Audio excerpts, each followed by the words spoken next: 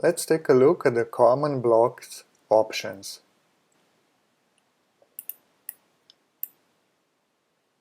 Go to Prop panel, and when block is selected, we see we have background image section. Countdown options are specific to this block, so they're not common. And then we have block options that include text color, background color, and so on. So let's first look at background image. It has an image property, and we click on File Selector and choose an image. For most blocks, by default the image will stretch to cover the whole area of the block. And if that's not the case, then it will look like this, especially if image is smaller than the area. And that's why we have image covers area checkbox, and when we check this, the image will stretch to cover the whole area. Now let's go down to block options and let's add another block to illustrate those. We have a background color property, and we can choose a color that best suits our design. And then text color. It's a little bit tricky to use because various elements like icons and styles, they have their own colors predefined, so we cannot just change on the top block, we cannot change the whole text color of everything. Rather, we have to do that on individual elements.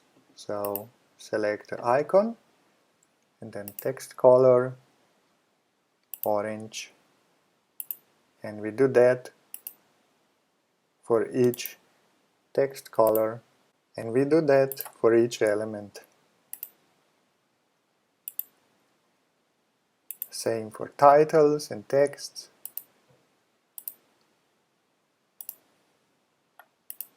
And so on. Let's replace a block.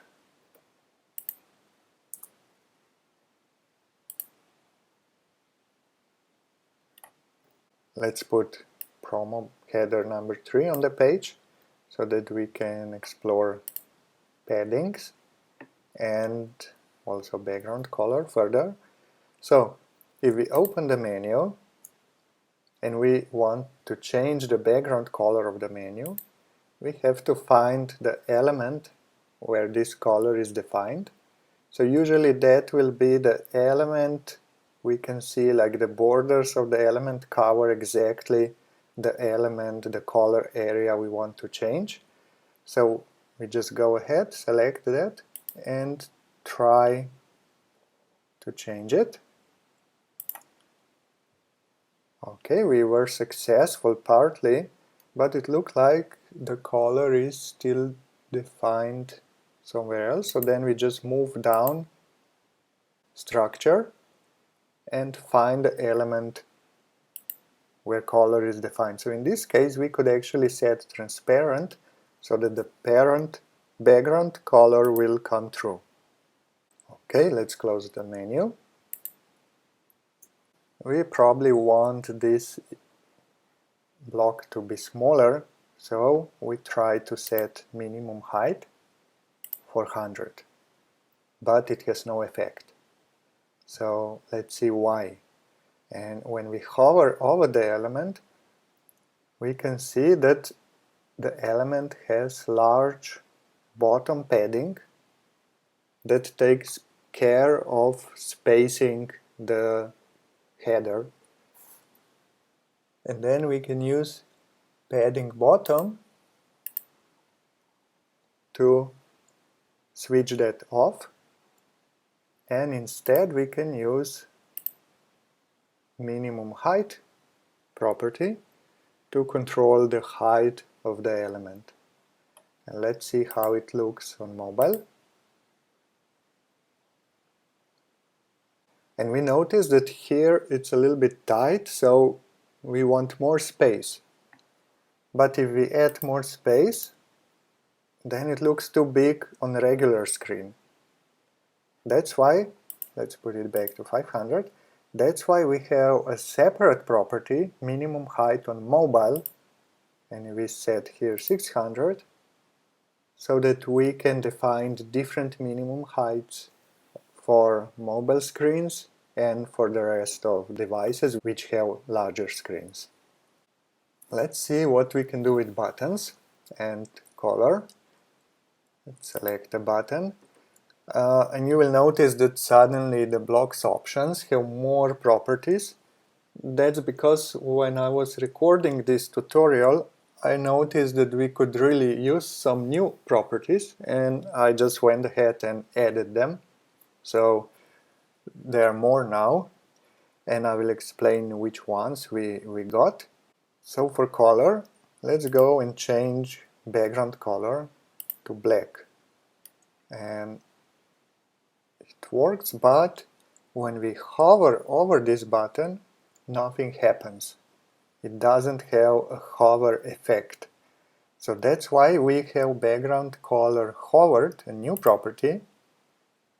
Let's put it to silver, and then when we move over the button, it gets this color. And same goes for text color. We can set text color hover to something like this, black, and then when we move on top of the button, this color will be shown for text. And this is also useful for links. Remember, here we could not do the hover effect when we set the text color to black, so we just use text color hover. Let's set it to white, and it works. So that means that we have to do this for each menu item, but still this solution gives us flexibility to use text colors, not only with static text, but also with links. And one more thing, let's go back to the button. If you look carefully, you will notice there is a blue border or blue shadow on the bottom of the button. Here it's even more visible. And that's default styling for the button, but when we set the background color, this doesn't look nice. So we have a new property called no shadow, which will disable the shadow effect on the element. So this is very useful when we customize colors of the buttons and then the old shadow doesn't look nice. We simply remove the shadow with this property. Another common scenario is having a background image that covers the whole of the page, not only individual sections. So to do that, we can select body, and then in prop we have background image control, and we select an image,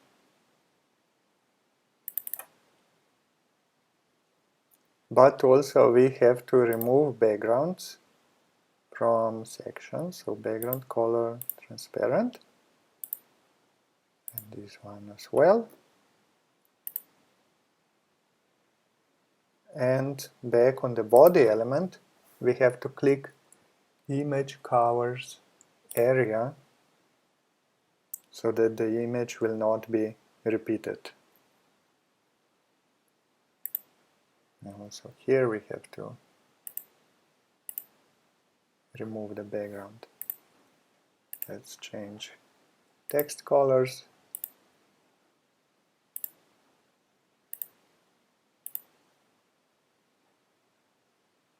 And let's see.